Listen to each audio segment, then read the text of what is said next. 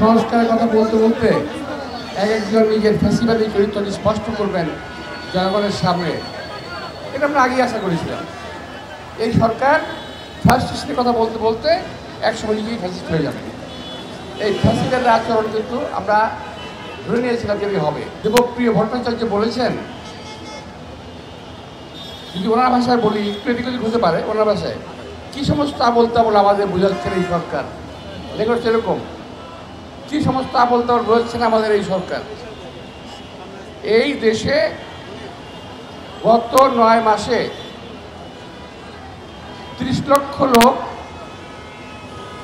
30 লক্ষ মানুষ আরো গরিব হয়েছে। তার মধ্যে 18 লক্ষ হলো মহিলা। আপনারা কি বুঝতে পারছেন এটা ঘটনাটা?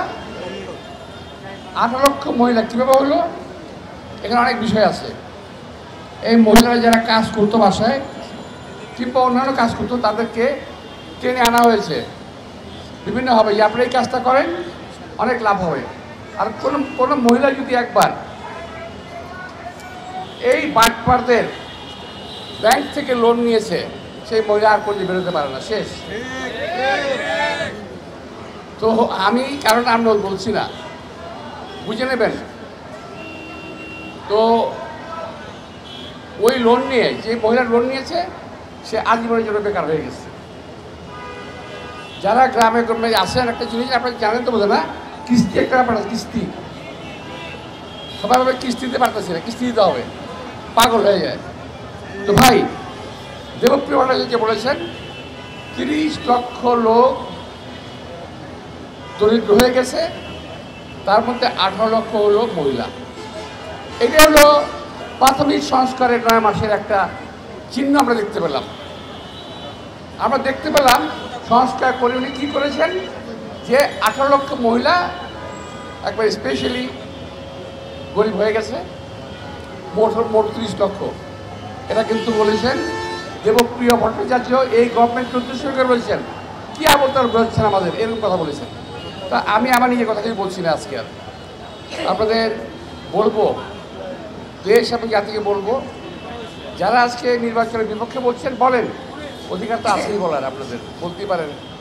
নির্বাচনের পক্ষে বলার অধিকার আমাদের আছে, কিন্তু এই নির্বাচন নিয়ে জাতিকে ব্ল্যাকমেল করা যাবে না, করা ঠিক হবে না। আমার যে সমস্ত ভাইয়েরা, অন্য রাজনৈতিক দলের ভাইয়েরা, আমি জানি আশঙ্কায় আছেন, আপনারা অনেক ভয় আছেন বিএনপি বোধহয় ক্ষমতায় আসবে। ভাই, বিএনপি আগে ক্ষমতায় আসে নাই কখনো। বিএনপি 3-4 বার ক্ষমতায় এসেছে, দেশের অবস্থা এমন কখনো হয় নাই। তো আপনাদেরকে বলবো যে আপনাদের ভয়ের কিছু নাই, নির্বাচন করেন, যদি জনগণ আপনাদেরকে ভোট দেয় আপনাদেরকে আমরা মেনে নেব, কোনো অসুবিধা নাই। তবে যে কোনো মূল্যেই হোক দেশে একটা রাজনৈতিক নির্বাচিত সরকার আসা উচিত। দেশে রাজনৈতিক এবং নির্বাচিত সরকার আসা উচিত। আসলে পরে এই দেশের মানুষ কিছুটা নিরাপত্তা পাবে, দেশের বিশৃঙ্খল অবস্থা এটা ঠিক হয়ে যাবে।